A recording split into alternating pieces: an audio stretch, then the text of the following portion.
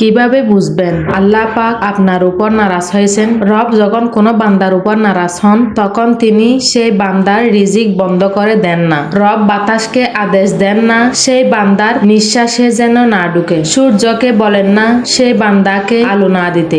রব সেই বান্দার যাবতীয় সব প্রয়োজনই পূরণ করেন। সুন্দর একটা জিনিস বান্দার উপর থেকে তুলে নেন, তা হলো সিজদা করার তাওফিক। আর যখন বুঝবেন সিজদার তাওফিক আপনার উপর থেকে উঠে গেছে তখন বুঝবেন আল্লাহ পাক আপনার উপর নারাজ হয়েছেন। সেই বান্দা তার রবকে ভুলে যায়। সেই বান্দা দুনিয়াবি সব কিছুই করতে সক্ষম, কিন্তু তার রবকে সিজদা করা ব্যতীত। আর কিয়ামতের দিন সেই বেনামাজি বান্দার হাসর হবে নমরুদ কানুন বড় বড় নাফরমানদের সাথে। ভয়াবহতা কতটুকু! দিন শেষে সেই বিজয়ী যে 5 ওয়াক্ত নামাজ আদায় করার পাশাপাশি সুন্নত নফল আমল করে, শয়তানের বিরুদ্ধে জেহাদ করে। আল্লাহ আপনাকে আমাকে সহ সবাইকে হেদায়েত দান করুক, আমিন।